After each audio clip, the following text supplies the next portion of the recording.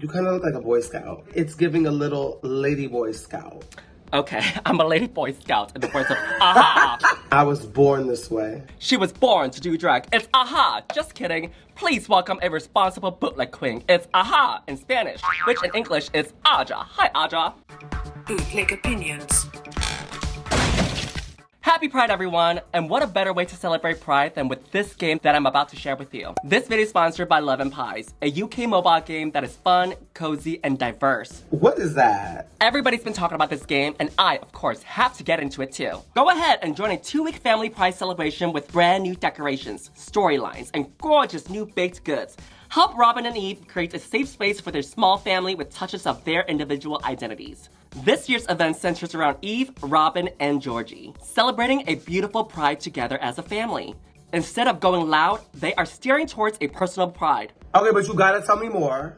The game is to match cute ingredients to create pies or other baked goods to then serve to your customers. Ooh, talk about creating a community.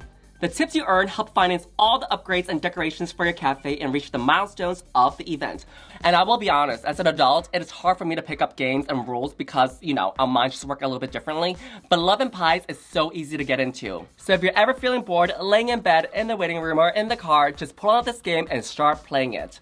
So what are you waiting for? Sasha your way to the link in the description and download Love and Pies now.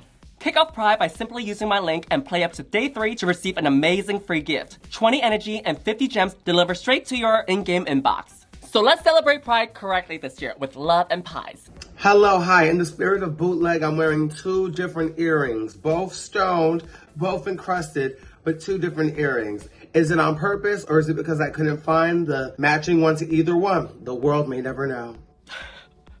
You know what? Our audience for Bootleg Opinions is very forgiving. Sometimes I will look like complete dog and I know I look like complete dog because I didn't have time to get ready and I'm just pulling things together. And the comments, they'll still say, "You look gorgeous today, Yuhua. Oh my God, this is the best you've looked in a long time." I'm like, girl, so it's all good. Well, that's not completely true because somebody read me. They said she needs to change her Bronx backdrop. And I'm like, first of all, I live in Brooklyn, not the Bronx.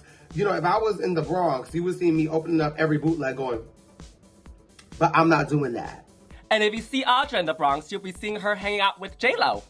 Because apparently that's where J-Lo is from. That's her hood. I would not be hanging out with J-Lo in the Bronx. I'll be hanging out with the trade. So this episode, they had to do these skits where they were doing real estate agents and they got paired into groups. Angeria had to assign the group since they had cut her off twice. Mama has had a very depressing time because after her first win, they really was like, "We blocking you. You can't win. No wins for you. No salad and no wins. You can't even eat." Right in front of her salad, she got cut off. Now, I think that for her, she might feel like a type of way, but I feel like if somebody was to cut me off on a reality show because I'm strong, I might take that as a compliment. Because the real race starts after Drag Race, not on Drag Race. Does that make sense? Exactly. I don't know, I would take it as a compliment. You know what I mean? The fans are not stupid. They're watching the competition like, oh my God, Angeria is the star, but she's not getting her badges or her flowers.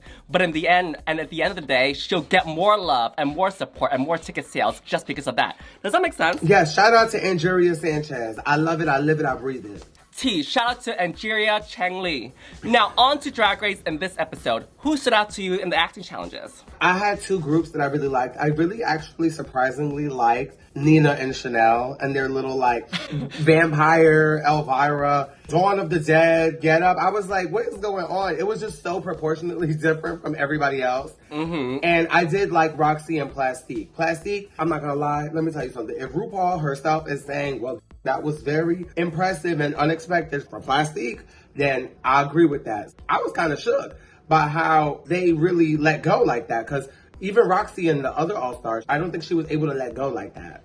Let it go, let it go. And that's why she was Elsa in the first runway. Now, I think that in Shannel and Nina's group, I think they were the most cleanest. I think they had the most point of view. As far as Angeria and her team member, I think that they had the best jokes. I think that the delivery wasn't as flawless.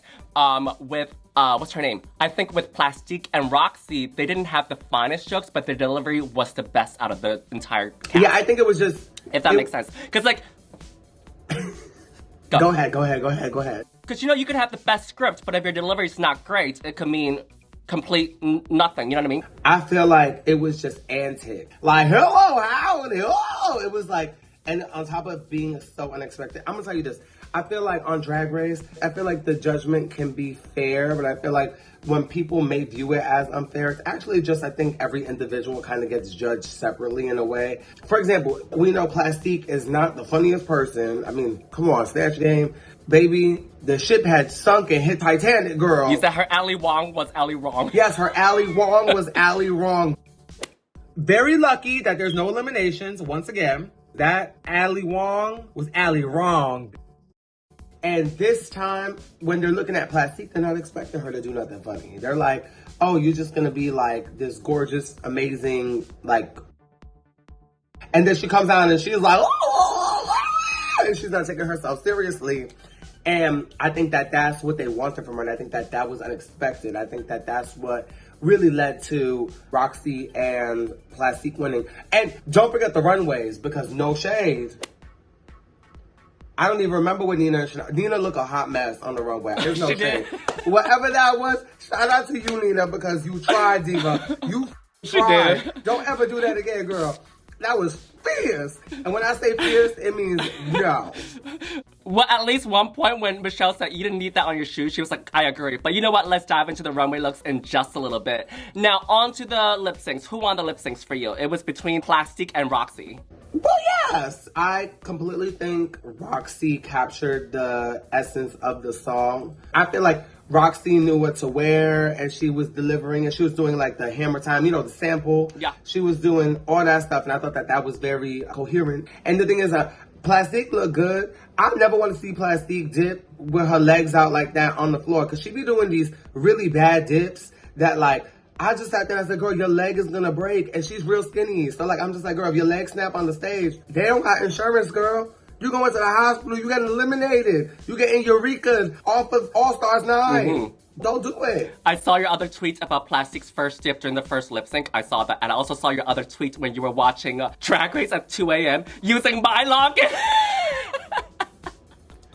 Using what? Using my password and login. Because you were going off how you were watching Drag Race early.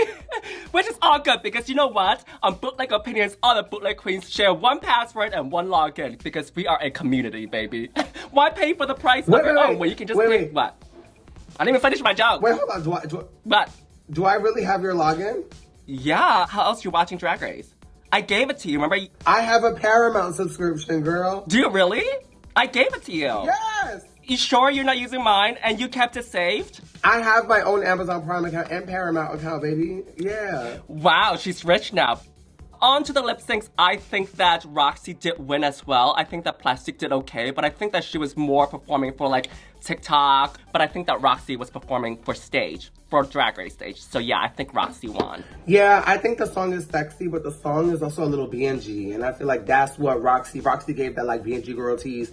And I feel like Plastique is not really a BNG girl. She's a little bit more like pretty beauty, like, goddess. When Plastique is on stage, I don't want to see her dance. I want to see her like get on the floor and just like ooze and melt. I want to see her perform like Breathe on Me by Britney Spears, or like, you know, like, or like Tinashe Nasty by Tinashe. Oh my God, I was just about to say that. Did you hear me say that? I just said Tinashe. Yes, we said at the same time. Did you see Jinx Monsoon's new tweet where she was like wearing and dressed like a MILF, where she has the song playing in the background? I'm a nasty girl. Is anybody gonna match my freak girl? No. But anyway, category for this runway is day into night. Now, Aja, what do you look for in a day and night runway? I want the day to give me like daytime. Like, what do you do when you wake up? Are you going shopping? Are you having a what are you doing? or are you wake and bake? Are you waking and baking? You know what I'm saying? Like figuratively, literally, are you putting yourself inside of an oven? Are you rolling? At nighttime, you know, let's keep it a buck. What are you doing in the nighttime? Are you a cross-dresser? For me, for the day and night runway, I want to see two opposite looks, but still read together as one. Maybe not too literal, but I think I want to see a artful conception so that it reads opposite, but still together. When you reveal yourself, it reads as one package, if that makes sense. I don't want to see two different looks, and when you wear them down the runway, they make no sense together. So that's what I'm looking for. If you could do this runway, what would you wear? I would probably wear something very Eastern into something very Western. I think that'd be a cool runway for me. What about you? I love it. If I had to do this runway, I would come out full front as the Grinch. And then when I turn around, I would be Cindy Lou Who. Cindy who? Oh, no, I would come out as the Grinch. And then I would burst out into it and be Cindy Lou Who. We first up have Nina West. The first look is Anon. She dressed up in Sunday service. The feather being shown for the shoes at the bottom was blue, and that was a no-no for me because we already see the reveal coming. I think that the proportions for the first look was okay from the waist up, from the waist down, it was just a little bit wonky. And then on to the second look, she mentioned that it was showgirl, but there was literally nothing showgirl about it. I can see cabaret, I can see camp, I can see outdoor festival. I think that it works from the body to the dress area, but the shoes and the hair don't fit the second look. And then the third look was literally a blue dress with text on it that says, God is a drag queen. And I think that it's good. It's a good message, but on Drag Race, when it comes to runway, I don't want it to be so literal. You know what I mean? Like, I don't want it to be like, oh, this is a dress. Oh, this is the message. I want the dress to tell us the story without it being so literal. You know what I mean? But overall, they are 3 reveal looks. So the first look was the nun. And I was like, baby, I'm praying with you. I'm praying that you go back and change because that is awful. Yeah. And then she takes it off and she has the second outfit, which was my favorite of the 3 outfits. Yeah, same. If we had to, make a choice. But the second one is stained glass. Like, it's a stained glass print, sort of like in church. The glasses. Yes, the stained glass windows. I wish it didn't have the ostrich feather even under the bustle area. Same. The shoe is a crime on humanity and drag. So let it be. I want to dress her. I want to style her. I think she has potential. She needs someone. She needs a friend. Do you remember that little part with RuPaul and Joy on The View where Joy was saying, oh, is it Joy or somebody else? Where we're like, you think I'm gonna take advice from a drag queen? And RuPaul was like, well, darling, you need to take advice from somebody. She looks fabulous. Do you think that I'm going to take fashion advice from a drag queen? Well, honey, my sister. You better listen, Joy, you better take it from somebody. I don't get the roses. It needed to be cleaned up. I hate the final product. I just wish it wasn't really happening. It went from okay to good to bad. I think that the rose thorn would have worked better if that Jesus thorn that they wear. Yeah. This whole concept is very religious, right? If she even wear a different hair, I would have liked it better because the rose kind of blended it into the hair. And the shoe with the feather, it just seems like during a sewing challenge like Drag on a Dime, where you just kind of take a piece from your garment to add it to your wrist, your hair, to your shoe, just to make it seem cohesive.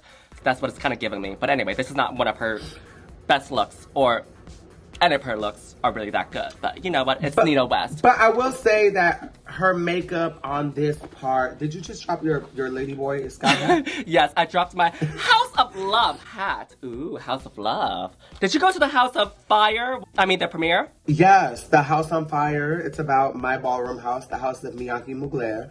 So I went to support my house and I performed at the after party, which is also my weekly Monday gig at OTA.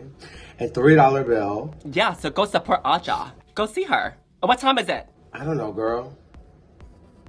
Isn't that your weekly show? Oh, the show. Oh, it starts at 11. It's 11 to 12 every week. I was about to say, it starts whenever you get there. And we may be people of color, and we may be drag queens, transsexuals, and queer, but we do start on time. So 11 p.m. on the dot is when the show starts. And they are entertaining. Yes. I have to say, Nina's mug actually looks really nice here. It's beautiful. It's pretty. It's beautiful. When she's not making a silly face, you could get into it. Yeah, it's cute for her. In the words of Aja, she said, it's goofy. Yeah, whoever chose that promo look photo is shady. Next up, we have Shannel. She is smiling. She's giving personality, and she's wearing this executive realness. She looks like she's selling Avon, and now she's going to the gala. She's still got the same hair on. She's giving kind of Jewish grandmother with the hair. You ever seen The Nanny? It kind of reminds me of the Nanny's grandmother, but with red hair. The one that's like always like eating ice cream? Yeah. That one? It's not my favorite look, the first look especially, but the second look, I actually liked it. I liked the gown for Shannel. I love red over black and white. It's a very beautiful combination to me, and it's actually very like 80s punk, so I like that. Yeah, I have the same bootleg opinions as you. The first look was not my favorite. It's literally just a dress that's like ready to reveal itself onto a gown. I do wish that if this was the first look that she used a different hair or a different dress, because the look of the dress did blend into the wig, and I do want to differentiate that a little bit. And one fun fact about blending things together when a look is a lot going on is to add some red to it. It always ties the whole look together. She did a beautiful job on that part, but as far as the story goes, I'm not really quite getting the first look and the second look. I don't think there was a story. It just seems like a short dress into a long dress. Oh wait, I think the story was that she's like selling the products, and then I guess she's at like the gala for the product, or like she's at the launch party, or... Not getting it, because the first dress doesn't tell me that. It just seems like something you reveal to. It just looks like a dress. If she was wearing the first look, it's something very executive, a tuxedo, something dress shirts, I would have bought it a little bit more, you know what I mean? It was just literally, she looks like a tomato. Anyway, next, in the words of Aja. Next up, we have Plastique Tiara serving you from one look to another. The first look is supposed to be geisha, but I'm not really... I have nothing nice to say this episode. I'm so sorry. She said it's geisha, but it's not giving geisha. I don't think this is even how a geisha is supposed to look. To me, this is literally a caftan cape with Asian print on it. Though it is beautiful, the second look is beautiful as well, though there is no correlation from day into night. I wish that the first look was Eastern and then the second look was maybe a little bit Western maybe, or the first look keep it Asian, full up done up, and then the second look a little bit less close, just like what she has planned, but more Eastern inspired as well. No correlation whatsoever. You know, like when you're watching a drag show, a drag queen does a reveal just to take off to another outfit just to take it off. That's what it's kind of giving me. I feel like when I saw this and she said it was giving geisha, I think the hair is giving geisha, but I think the outfit is giving kind of like Chang Dynasty Emperor, but it's giving a little more masculine because I feel like the way the shoulders are done are a little bit more of like a masculine costume, but it does look caftany. It's pretty. I mean, it is beautiful. It's maybe not giving what she said it was giving, but I think it's giving something fab. It's giving Asian-inspired caftan.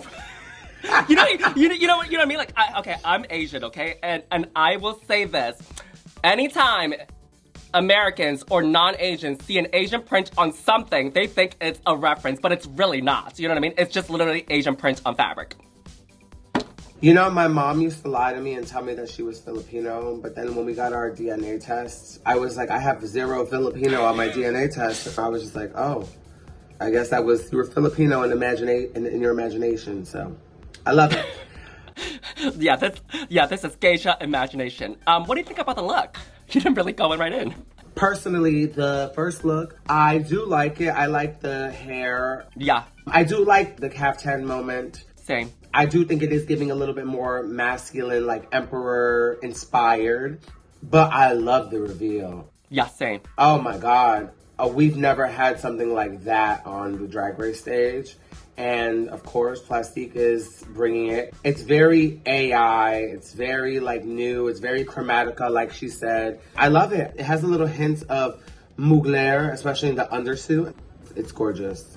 You know what I think she could have done so that I would have liked it better? Because the first look, we got purple and gold. And then the second look is just silver. If the second look was gold instead, I would have liked it better because they would have connected. If the first look was silver and purple, and then we transition into the silver for the second look, I would have liked it better because it seems like it's 2 looks connected into one runway. Because right now it just seems like 2 different looks put into one runway. That's where I'm getting at. I want to see the 2 looks connect. I feel like maybe the story was like in the past and the future. Okay. Well, next up, we have Roxxxy Andrews. And Roxxxy Andrews is looking beautiful. The mug is gorgeous. The hair is gorgeous. Yeah. I love that the outfit is giving like clouds and daytime. It's very simple, but it's fitted very well. And I think the fit is nice. And when she revealed to the stars and all the stones started shining, it looked pretty. And I like that she reversed it and put it on. I know they're giving a lot of like, oh, Roxxxy made that.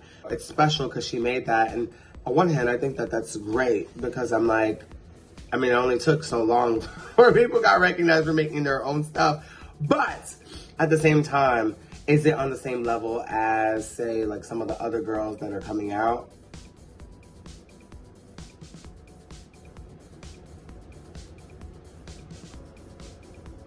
And that's her response, the head tilt. That's the answer. I think that Roxxxy's looks, both of them, I think they're not on the same level as the other girls, but I think that it's one of the more effective ones. You know what I mean? Both looks are strong enough that it connected together into a story of day and night. I'm not necessarily saying like, oh, it has to reflect day and night, but it has to tell opposite sides of two different stories but still connected together, and I think that she did it beautifully and it was effective. The first look was about the daytime with the clouds, although it is simple, but it's effective. And then she transitioned into a nighttime look, into a dress and then a coat. You know, it's not the most out there silhouette or out there idea, but I think it's effective and it connected together. Whereas I feel like Plastique, although both looks were great, I just didn't see much of a connection other than the fact that she looks good, you know. With this, it's effective. I like that it told a story, at least. I mean, it was one of the first ones to tell a story on the runway, and I think that that's important. I like the moon. I would wear this. I'm not going to lie to you. I would wear this. I would wear this too. Which moon are you referring to? The moon on the outfit or the moon on her? You are out of control. You are unhinged, and you do not deserve human rights. And that's why I'm a bootleg queen, girl. I work indoors only. Just for the safety of others, I am indoors. Well, yes. Ooh, Gottmik, I like. Next up is Gottmik. Now, this is definitely serving day and night, and it's both effective looks, and they both connect together. She first comes out in a executive CEO daytime financial fide-eye bro look. We got the mask hair, we got the mask outfit, and then in the back, voila, she's ready to party. She's all about the party now.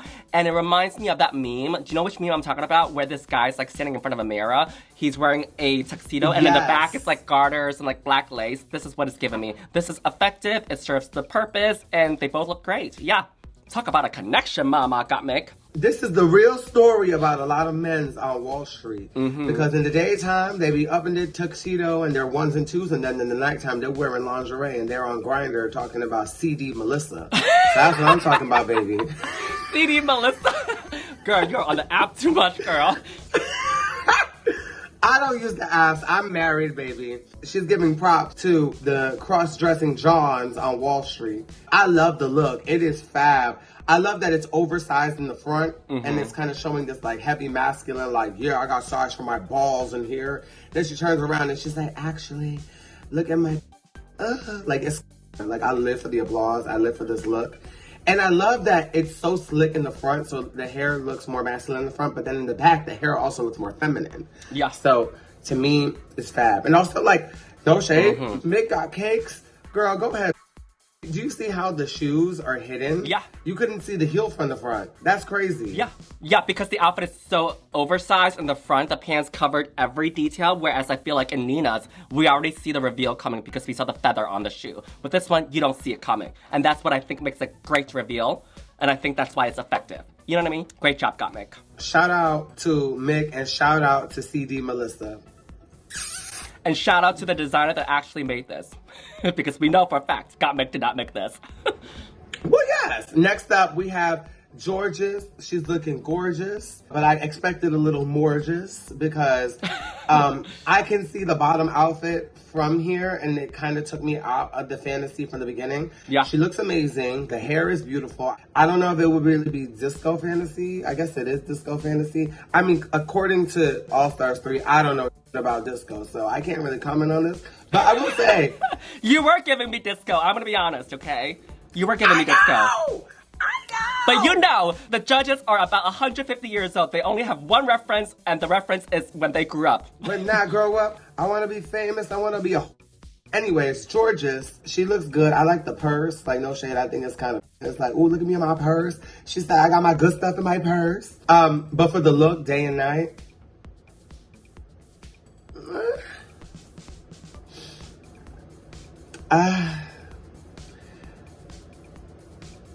That's your answer? Okay.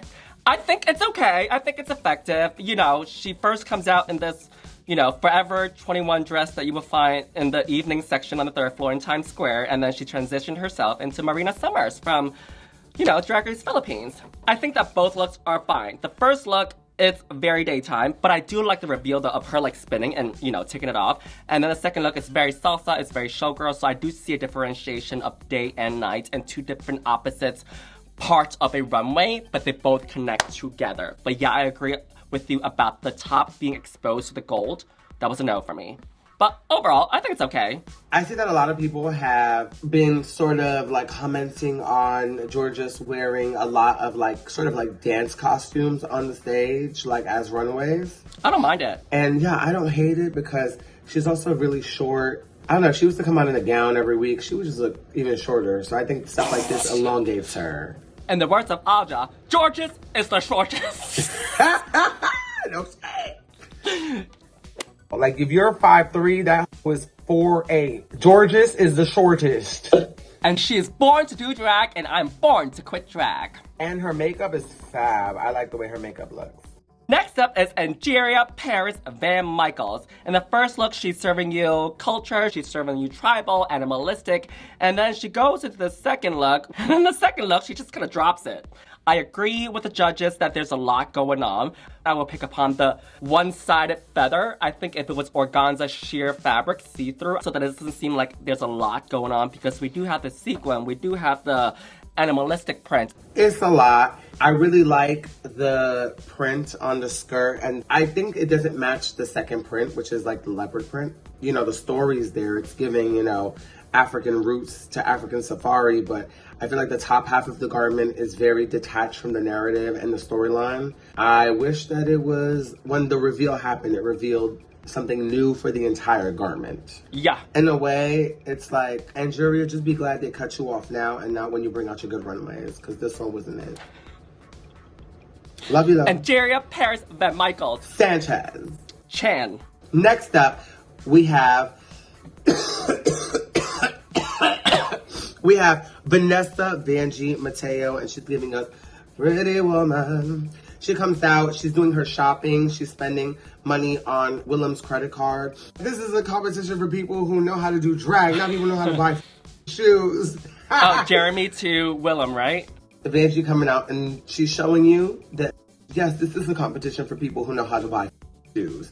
She has her garment bags, she has her bags and her shoes, and bam, she changes, and I'm not gonna lie, I kind of like the look. I like her mug. I like the way it came together. I wish the glove wasn't there at the end, or the glove was a different color. Yeah. It's the only thing that kind of throws it off for me, because Vanjie is like a nice tan brown, and then you got the glove is like white. And I'm just like, okay. I think the gloves would have worked better if they were shorter. You know, like half gloves, like up to like your fingers only, or like up to here only, because it seems like the white is connected to the dress. That's what's throwing me off. But anyway, back to the look. I think that both looks are effective and they both connect together. My only one critique, actually two critiques actually. The first look is the white dress, right? It's at a very weird length. I know that she was serving a reference and a era that Julia Roberts in that movie, but Julia Roberts is very tall, and Vanjie, you know, it's not that tall. So I think that if she lowered it to give us that length, it would have been cool, or higher it. And then the second look, which she reveals into a red dress, I think it would have been better, or something else, than just taking off the white. I don't want you to just take it off and then toss to the side. It seems like a little bit. No, yeah, that makes perfect sense. She needed something to like, no shade. I wish that somebody would have just ripped their whole skin off and turned into like a tarantula or like an alien. Like that would have ate it day and night. Anthropomorphic. Now I'm an alien. Woo! But you know what I mean, right? Like, it's just taking off a coat. It's like, okay, it's not much of a reveal. I do like the fit of the dress on her, though. Same, both looks are stunning. Now, who is your favorite look? It's time to deliberate. I have two favorite looks, and I don't know, I'm torn between Gottmik and Plastique. For me, it's Roxxxy and Gottmik that serve the most purposes with their looks. That they both read opposites, but they both connected together into one runway. But out of the two, I would say Gottmik was the strongest. Okay, so I guess I should say our favorite look this week Wow, is she's learning! Oh my god! Gottmik. I'm gonna give you an A+ at the end of the season, because you know why? She is responsible, she shows up on time, she texts back, and she's a good queen when you need her on call. And I have barbecue sauce on my... Yes, and that's her lactating. Yes, Gottmik just serving you Wall Street finance in the front, Yeah. party in the back. giving you a little bit of peak cross-dresser Melissa is giving, no shade. Yeah, I think that Gottmik compared to Roxxxy's, I think Roxxxy's was a little bit more literal, where I feel like the Gottmik was more of an interpretation and a more artsy way of doing day and night without actually saying day and night. So congratulations. Work, TS Gottmik. You did that. Before we close out, I just want to say that in addition to lactating, I am also, I don't know what I'm gonna say. But what I'm gonna say... She forgot the have kicked in.